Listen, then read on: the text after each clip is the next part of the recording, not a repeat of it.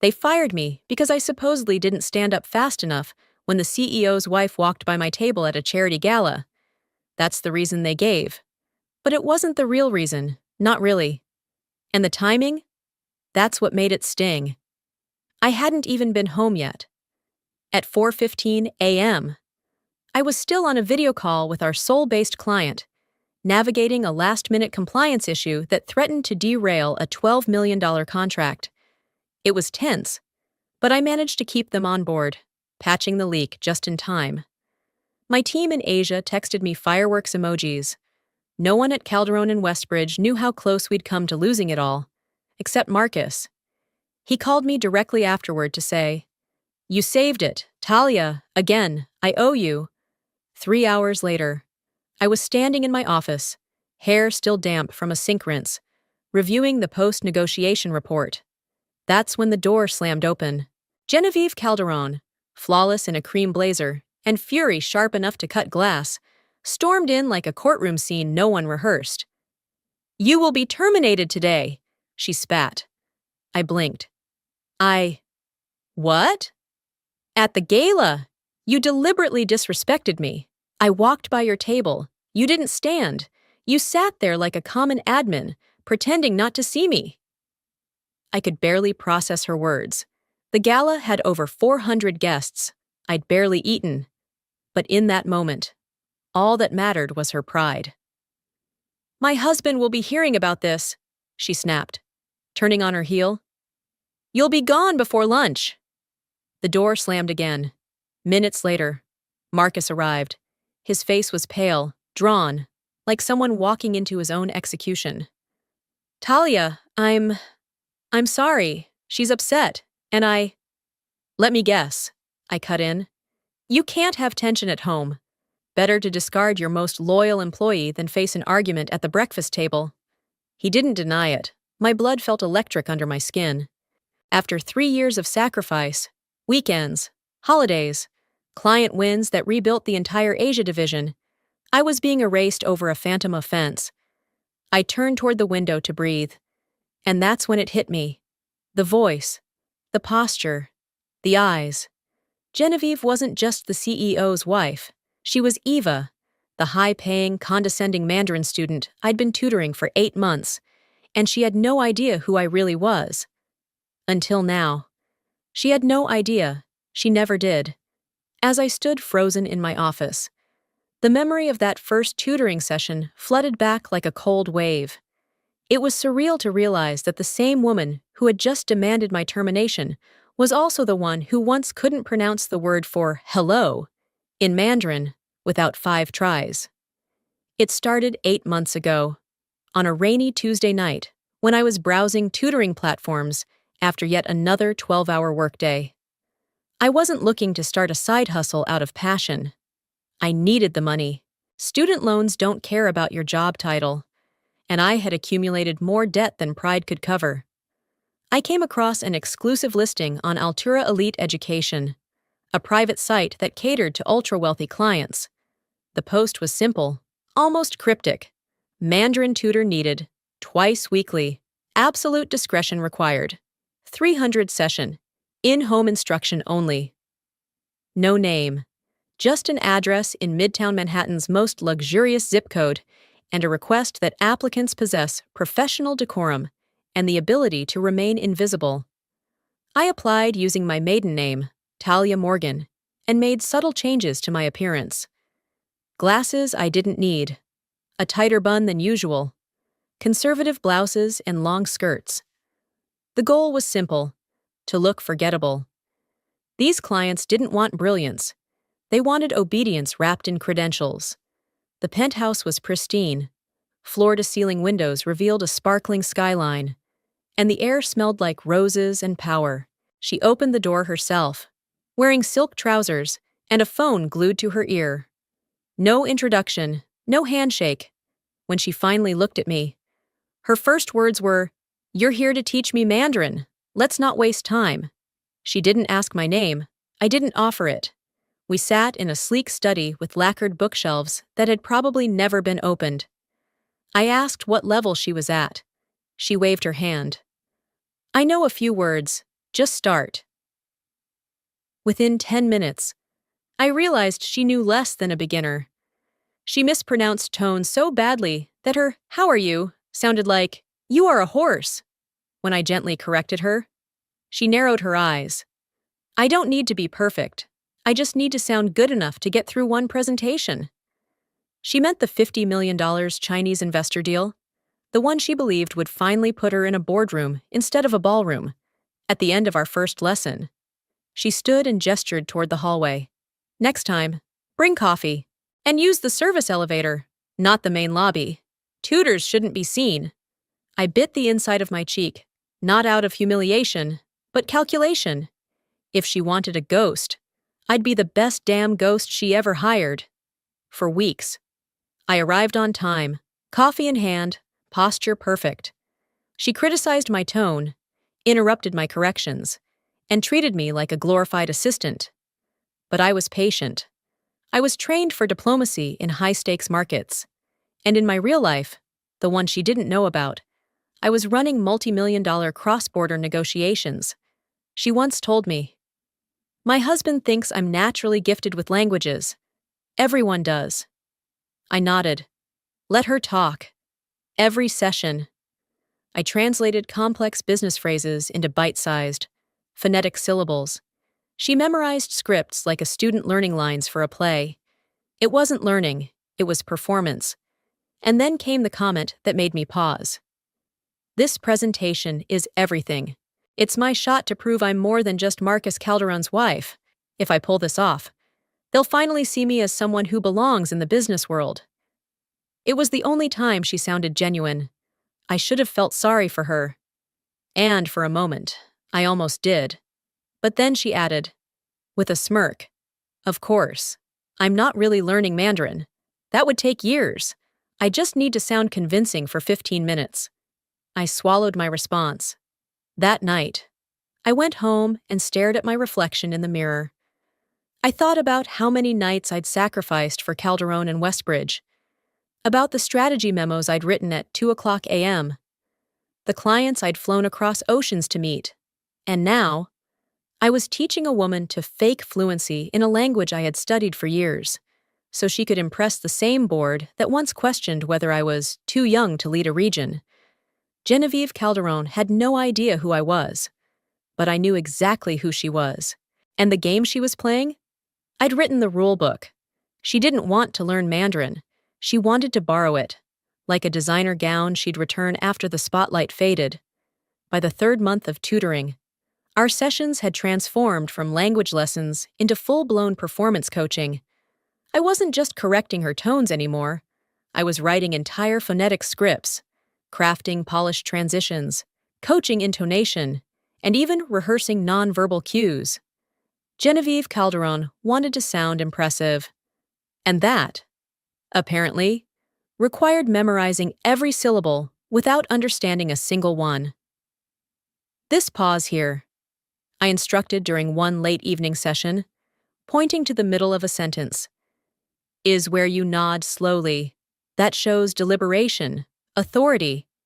She practiced the movement in front of the mirror, adjusting her expression like an actress preparing for an audition. "Perfect," she said, admiring herself. "No one will question I'm fluent." Except she wasn't. She couldn't even remember the word for contract without me whispering it twice beforehand. Every week, I showed up at her penthouse, clipboard in hand, coffee already purchased to avoid being scolded. I used the service entrance like she requested, though not without swallowing my pride every time I passed the freight elevator. It was the fourth week when she finally made her expectations crystal clear. "You used the front entrance today," she said coldly, without looking up from her iPad. "I was early. The concierge let me through," I replied, placing the coffee gently on the marble-side table. "I don't care," she snapped. "I don't want the doorman thinking my staff comes through the lobby. It's not the image I want to project." I stood in silence, jaw tight. In that moment, I wasn't a multilingual strategist managing international markets. I was a hired ghost being told to stay in the shadows. but I smiled and nodded, like I always did. Inside, though, something cracked. One afternoon, as we practiced her presentation's closing remarks for the fourth time, she sat back, sipping the tea I'd made her. "You know what's funny?" she said, twirling a pen between manicured fingers. "Marcus actually thinks I've been fluent in Mandarin since college. I let him believe that." I looked up. "You told him that?" "Oh, I didn't have to. I just never corrected him. He brags about it at every business dinner. Thinks it makes me more credible." She giggled. "And everyone at the country club assumes I studied abroad. I let them keep thinking that too." My stomach churned. Not because she was lying. It was the casualness of it. Meanwhile, I was still answering 2 a.m. calls from our logistics team in Guangzhou, redrafting contracts, and fielding cultural missteps in real time. She was playing pretend. I was doing the job for real. That night, after leaving her penthouse, I walked straight into a client strategy call with a supplier in Shenzhen. The meeting was intense.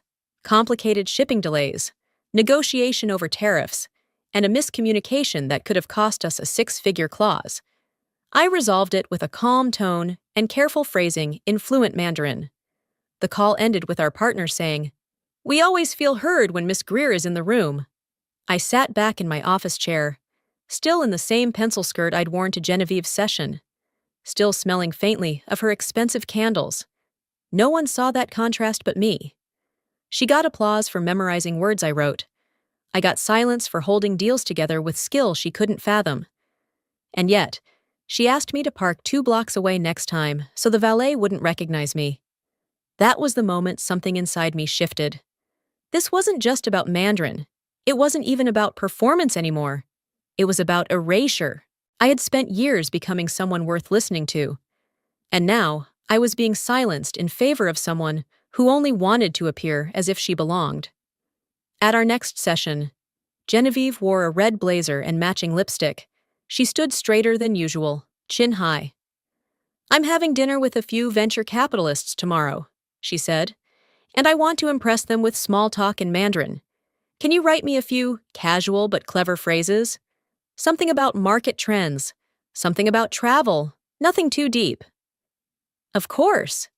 As I scribbled notes onto a fresh sheet of paper, I looked at her across the room. She didn't know who I really was, but I was beginning to remember. She didn't want to learn Mandarin. She wanted to wear it, like armor. By the 15th session, something in Genevieve's carefully maintained facade began to crack. It wasn't obvious at first, just small changes. Her voice lower, movements slower, eyes ringed with shadows no concealer could completely hide. When I arrived that afternoon, the penthouse was oddly quiet. No jazz playing in the background, no scent of citrus candles burning. She opened the door herself, barefoot, wearing a silk robe, her hair pulled into a messy bun that had clearly been slept in. "Sorry," she muttered, stepping aside. "I didn't sleep much." I hesitated. "Would you prefer to reschedule?" She shook her head. "No, let's just start." We sat in the usual spot. I opened her script. She stared blankly at the lines I had written for her, fluent on paper, but meaningless to her without me beside her. She tried to recite the first paragraph, got stuck on the word for logistics, mispronounced the tonal shift on timing, then dropped her shoulders in frustration. "Again," she said, throat tight. I offered a calm nod and repeated the phrase slowly. She copied, but halfway through, her voice cracked.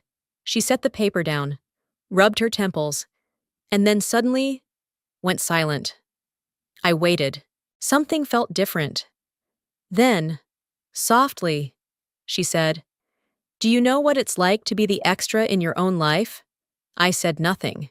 Genevieve stared ahead, eyes glossy but dry. "Every time Marcus introduces me, it's as his wife, never as someone who's worked, who's tried. Just the accessory that smiles at dinners." She paused, took a shaky breath. I once pitched an investment proposal to a panel 2 years ago, spent 3 months researching it. The first question they asked was, "Will Marcus be joining us later?" I was invisible the moment I sat down. Her voice dropped to a whisper. "This presentation with the investors. This is the first thing that's mine, and I don't want to blow it." I softened a little. Not completely, but just enough to recognize the pain behind the mask. "You're not going to blow it," I said. "You've made real progress." Genevieve turned to me. "Not enough. I don't need to be good. I need to be untouchable. That's the only way they'll see me. Not as a wife, not as a name on a seating chart, as someone worth listening to." I nodded slowly. "We can build in more flexibility, so you're not just reciting. We can focus on understanding more deeply." "No," she cut in.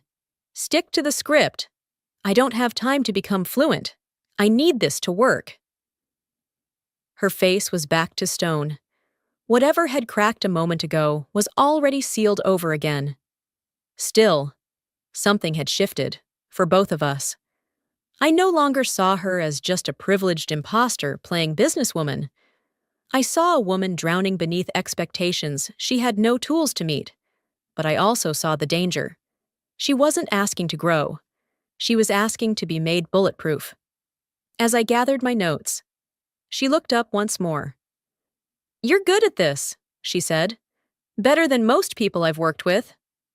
I gave a polite nod. "Thank you." Then she added, "You should consider full-time coaching for executives. There's a real market for this kind of training." It was meant as a compliment. I knew that. But it still landed like a slap. Coaching? I was leading deals across Asia. I ran real negotiations in real time. But to her, I was just someone helping her pretend. I walked out of the penthouse that evening with a quiet weight in my chest. Maybe there was a heart behind her flawless exterior. But if there was, it had learned to speak only in defense. A week after that breakdown in the penthouse, Genevieve walked into our session with renewed energy, lipstick sharp, heels sharper. It was as if nothing vulnerable had ever slipped through the cracks. "There's a gala next Saturday," she announced, dropping her handbag on the velvet chaise. "Children's Hospital fundraiser. Everyone who matters will be there." She pulled out a folded card, an invitation gilded in silver. "I'm going to weave in some Mandarin, just casually, of course. Something elegant, subtle, enough to turn heads." I kept my expression neutral, though my stomach tightened. "What's the event?" I asked. She smiled.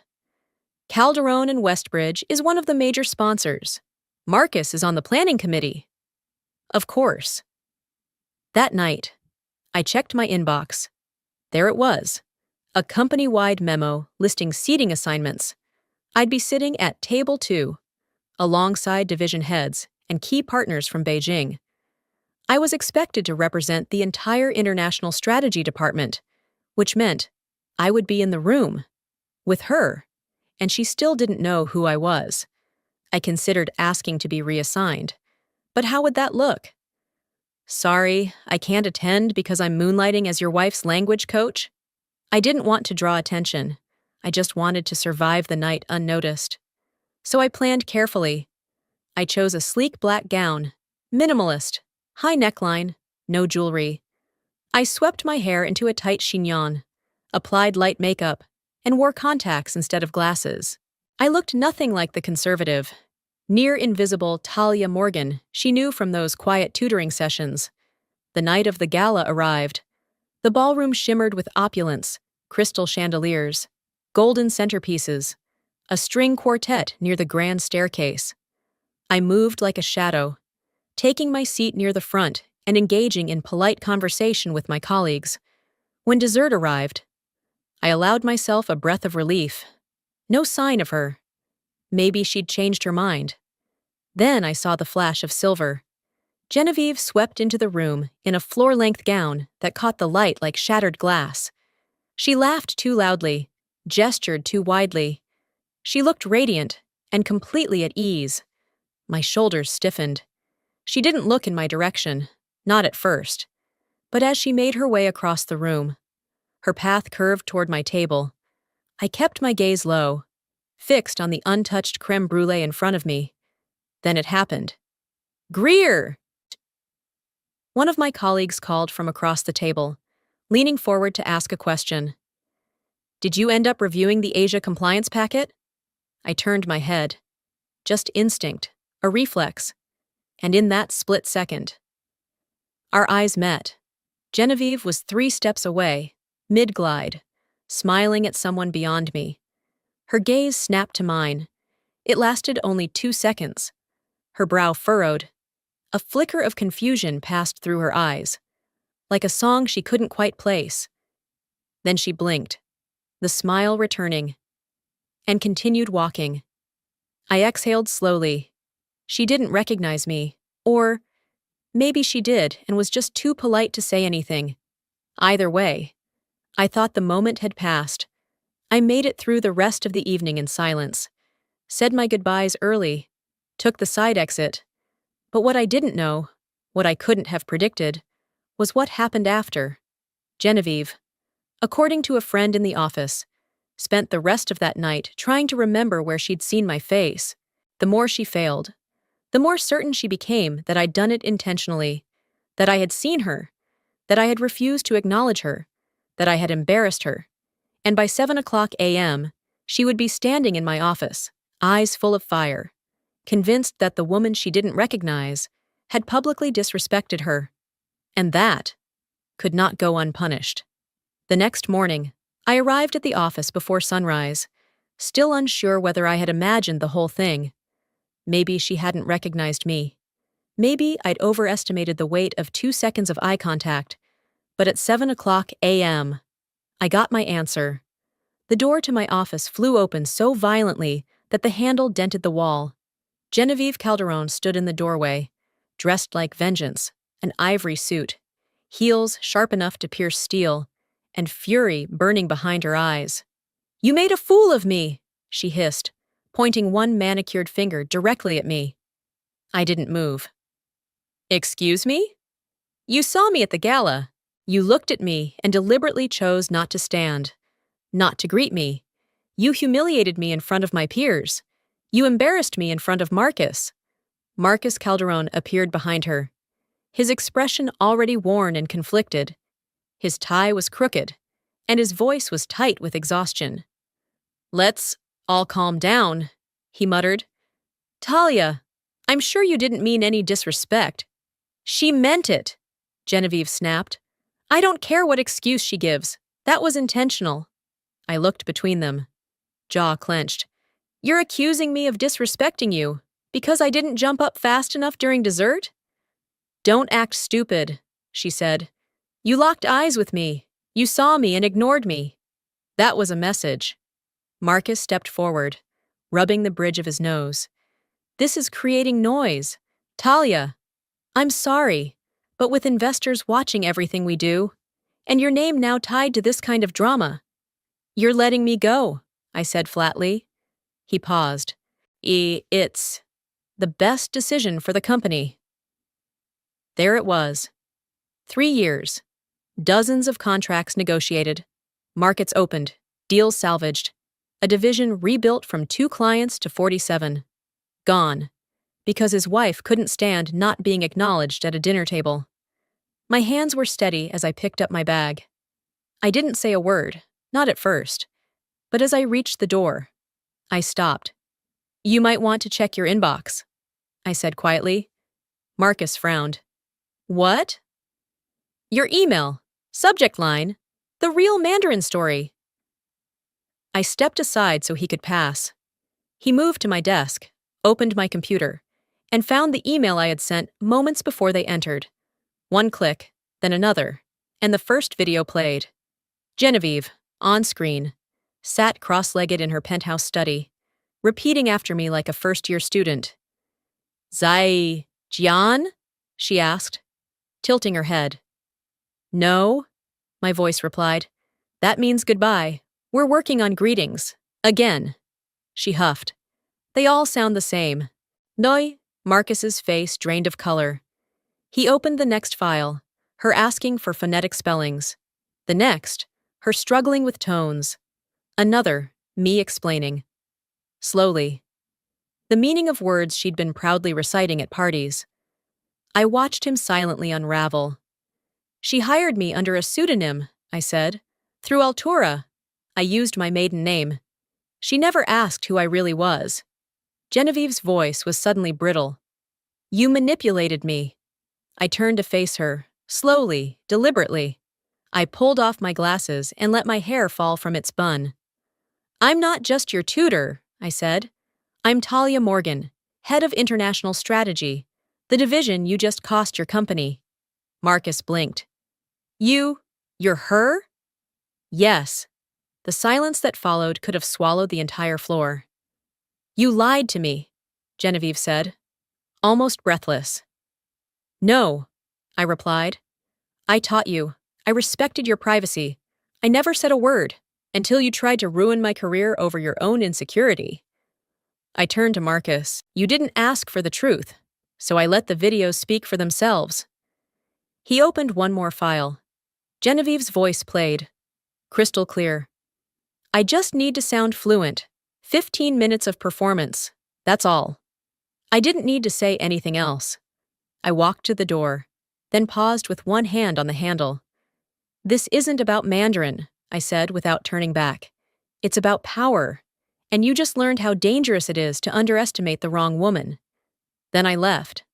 I didn't slam the door. I didn't raise my voice. I didn't even look back. And somehow, I still won. The silence that followed me out of Marcus's office was louder than any outburst. I walked 10 blocks before I realized I'd left my ID badge in my bag. It didn't matter. I wasn't going back. For the first time in days. My shoulders felt light. That feeling lasted exactly 14 minutes. My phone buzzed, one voicemail, then another, then another.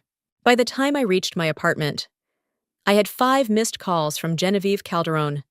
I didn't answer, but I listened. The first voicemail came in hot. You think you're smart? You blindsided me in front of my husband, in front of the company. You ambushed me. You manipulative. I deleted it before she could finish the sentence. The second was more focused. You signed a confidentiality agreement. You don't get to twist this around. I will sue you for breach of contract, for character defamation, for everything. I let that one play through twice. The third started with shaky breath and escalated quickly. I trusted you. I told you things I never told anyone. And you're going to weaponize that? You want to ruin me? You'll regret it. I didn't regret anything. I waited until the 4th call. Then I called her back. She answered on the first ring. Talia, she snapped. Don't think silence means safety. You're not off the hook. I was calm. Genevieve, I've disclosed nothing publicly. You're the one calling me. You're the one leaving threatening voicemails. You're the one making this public. You recorded our sessions, she snapped. I did, for accuracy, and because you insisted on discretion. There was a pause. She didn't deny it. You asked me to use the service elevator, to not speak to the doorman, to keep your name out of my records. That wasn't me hiding anything.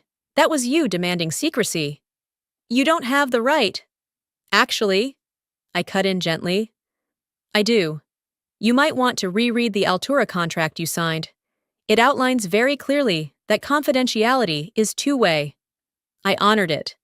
You broke it when you accused me publicly and attempted to terminate me based on our private sessions. She was silent again, breathing. I never shared your identity, I continued. Not with your husband, not with the board, not with anyone. You sent him videos, she barked, of anonymous sessions. I didn't say your name. I didn't need to. He figured it out on his own. That's not my problem. I let that hang. Then added, and just so you're aware, I have a full transcript and recording of the first session, including the part where you said, and I quote, make sure the doorman doesn't see you. I don't want anyone knowing I hired a tutor. That landed. You recorded that? Her voice wavered. I did. You can't use that. That's illegal. Actually, I said, it's not. New York's a one-party consent state. And again, I have no intention of releasing it, unless I need to defend myself against legal threats, which, as of now, I have on record. For a moment, the line went completely still. Then she hung up. I stood in my kitchen for a full minute, staring at the wall, letting the quiet settle back into my bones. No applause, no fireworks, just space. Sometimes power doesn't come from being the loudest person in the room. Sometimes it comes from being the one who can end the conversation without ever raising your voice. That night, I sat at my desk and reopened my resume. Not because I felt lost, but because I was finally ready to choose where I went next. At 9:43 p.m., my phone lit up again. But this time, it wasn't Genevieve. It was Marcus. I didn't answer. Not yet. Some calls, I realized, were better returned on your own terms. The voicemail from Marcus sat unopened on my screen for nearly 12 hours. I had no intention of returning the call. Not out of pettiness, but because I was done. I had walked away with my dignity intact. That should have been enough. But the next morning, at 8 a.m., my phone rang again. This time, I picked up. Talia! His voice was nothing like the composed CEO from days ago. It was strained, rushed, desperate. She's locked herself in the bathroom. I blinked. What? Genevieve. She fell apart at the investor luncheon. The Korean delegation came early. She couldn't even say hello properly. Then she just froze. Ran off mid-conversation. Hasn't come out since.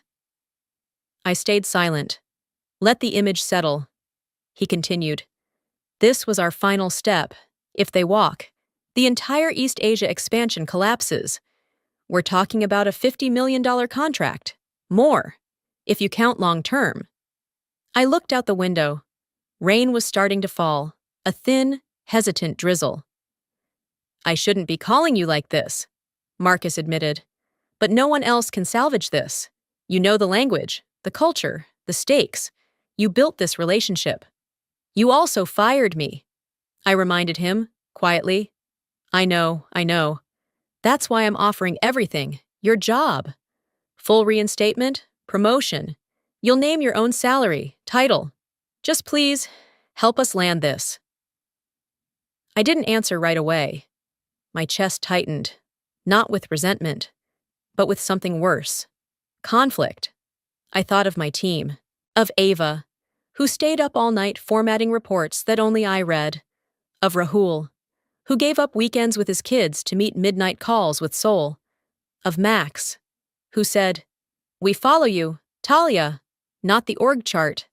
They weren't Genevieve. They didn't deserve the fallout of her vanity. And yet, part of me still ached at the idea of returning, like walking back into a room that once humiliated you, just to rescue the people who burned it down. I'm not doing this for her, I said finally.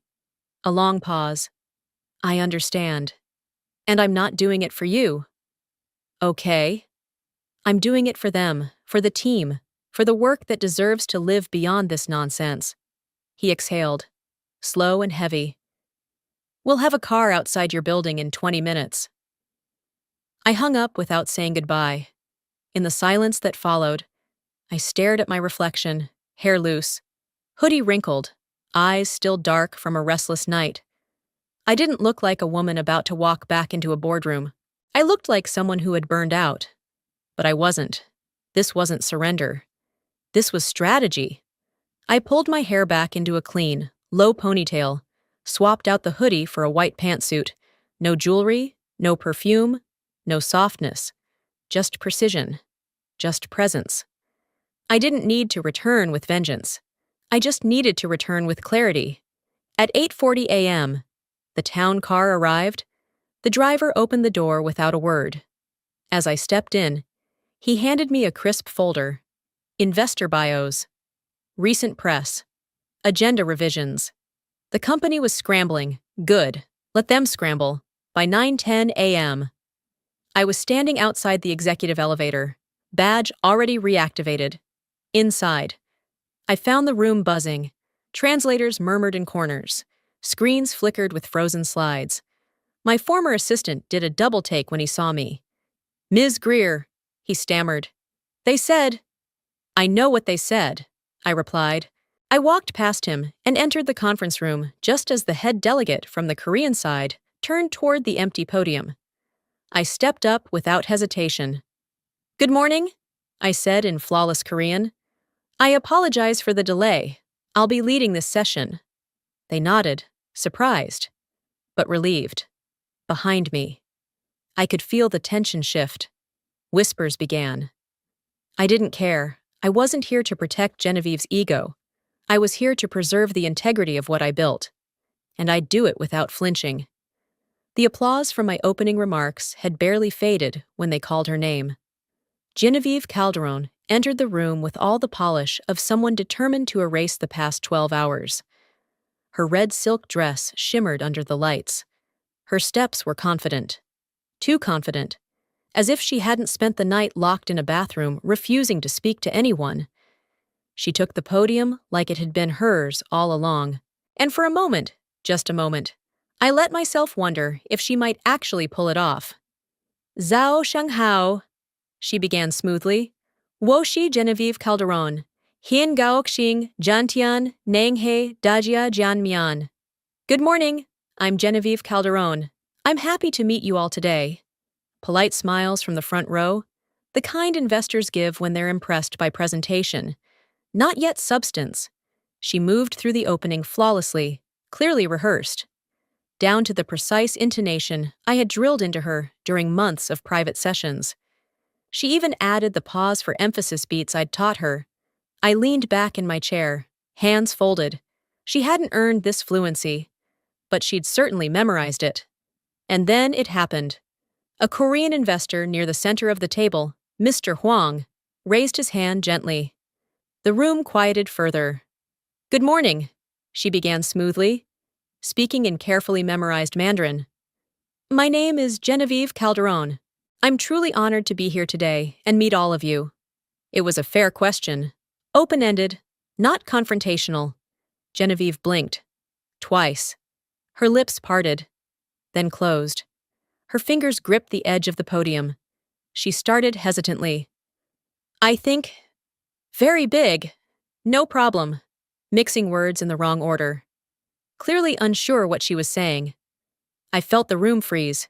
She had just said, "I think there are very big, no problems." A contradiction in one sentence. Mr. Huang's brow lifted ever so slightly. Genevieve laughed awkwardly, trying to pivot into English. "What I mean is, it's, exciting.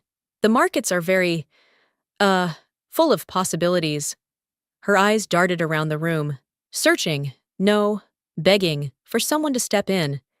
And then they landed on me, pleading, expecting, certain, because for 8 months, when she forgot a word, I'd given it to her. When she faltered, I had caught her. I had been her invisible net, lifting her image while mine stayed in the shadows. I met her gaze, held it, and did nothing, not out of malice, not out of revenge, out of decision. She wasn't falling, she was revealing. I offered the tiniest nod, not of encouragement, but of permission. "Go on, keep going, let them see." Genevieve turned back to the podium, now visibly rattled. She muttered a few filler phrases, then apologized for time constraints and excused herself from the Q&A. The silence in her absence was more damning than any whisper. Around the table, headsets switched from Mandarin to English. 2 investors exchanged looks. One typed something into his tablet. Another began whispering to his translator. And yet, I felt no triumph. I hadn't wanted her to fail. I had just stopped keeping her afloat. Justice doesn't always roar. Sometimes, it's a whisper left unanswered. Sometimes, it's the moment you allow someone to experience the consequences of the illusion they built. She had built hers on borrowed words. And now, they'd betrayed her. After the meeting, Marcus found me near the back exit, looking pale and a little older.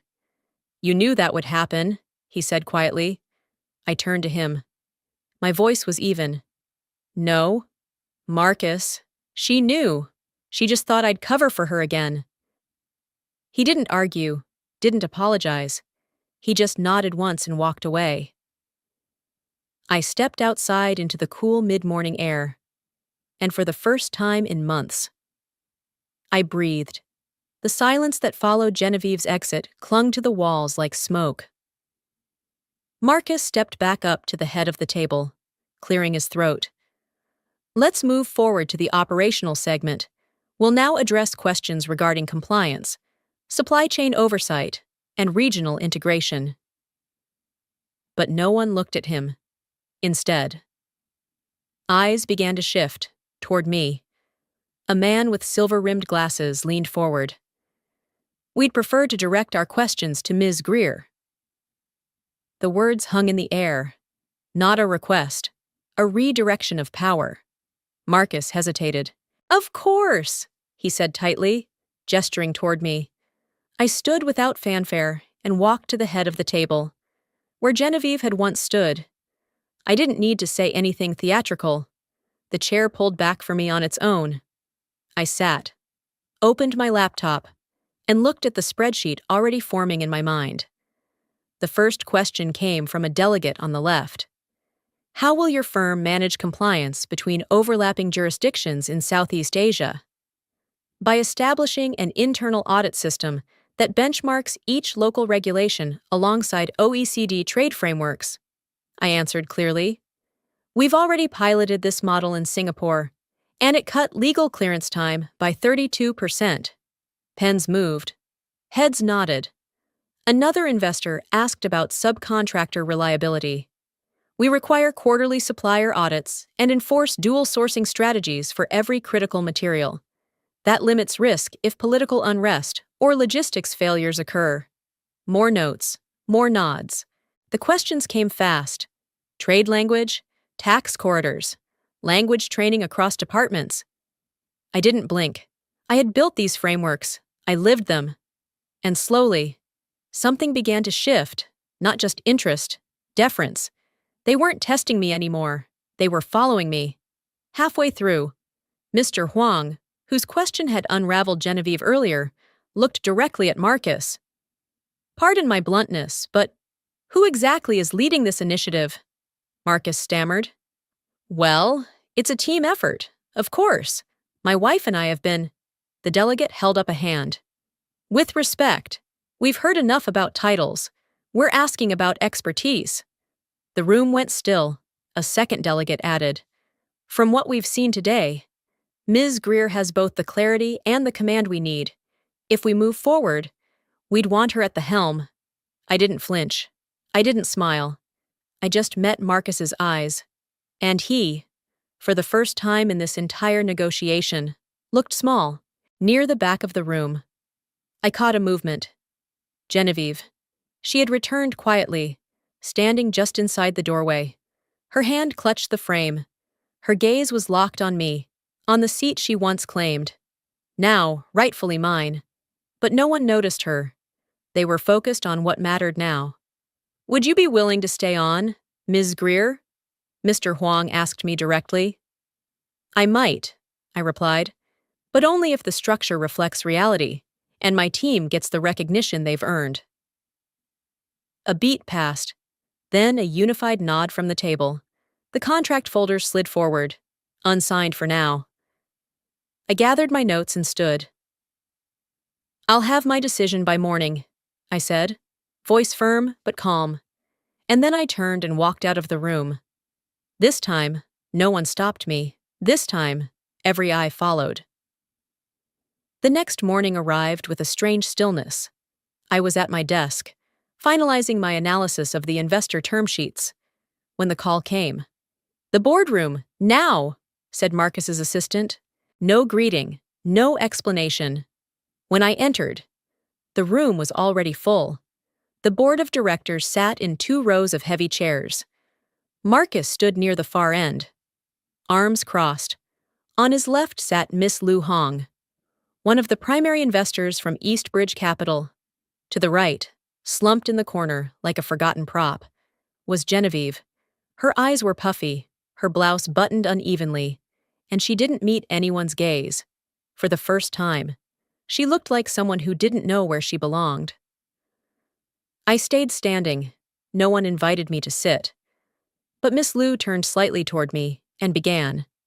We've reviewed the full scope of events, your dismissal, the recent negotiations, and your role in both preventing the collapse of the Korea contract and leading the transition with our team yesterday. Her voice was crisp, Mandarin accented but clear. Every syllable landed like a stone on the table. We are prepared to move forward, she continued, but only if Ms. Greer remains the lead coordinator for the entire APAC rollout. You could hear the click of a pen across the room. The silence afterward was almost loud. Marcus opened his mouth. Ms. Liu, with all due respect, she cut him off with a raised hand. It is not a suggestion. Before anyone else could speak, someone behind me stood.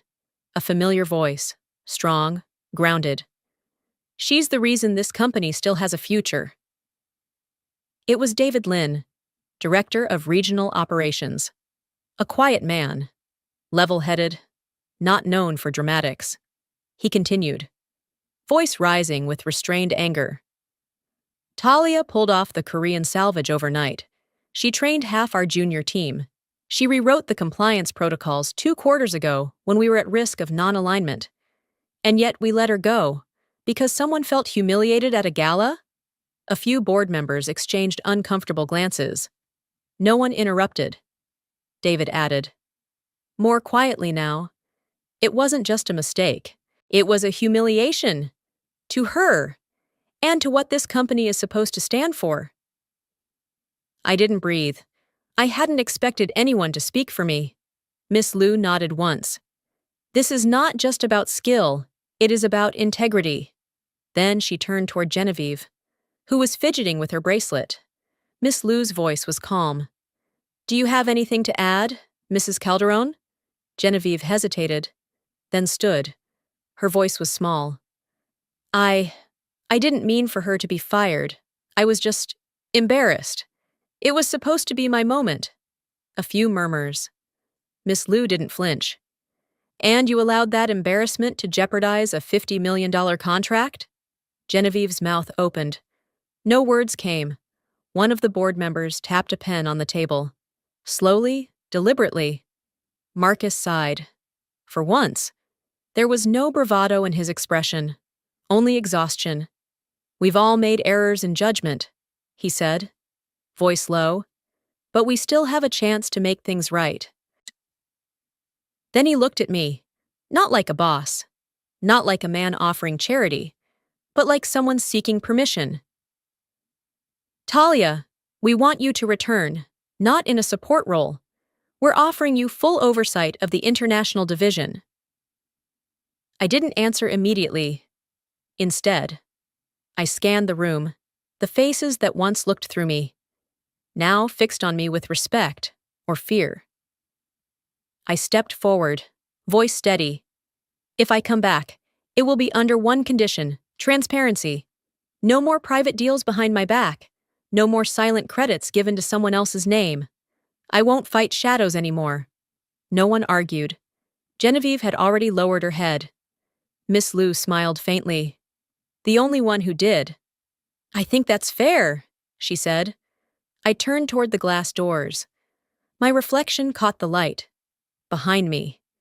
Genevieve sat motionless, her image faint and fading. I didn't look back. Let them decide what they wanted to be.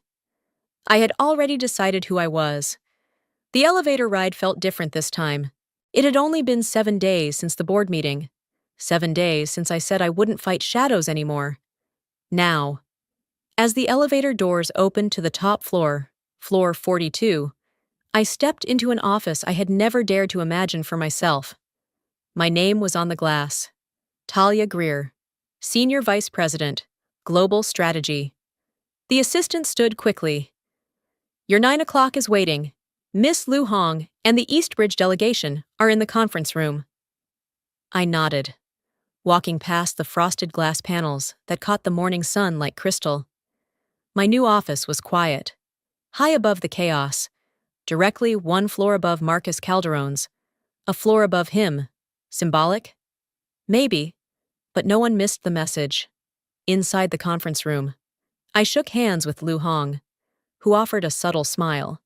The documents were already on the table. Contract renewal, valued at $68 million. Full oversight of Asia-Pacific operations granted to my team. No intermediaries, no ceremonial titles, just clean authority.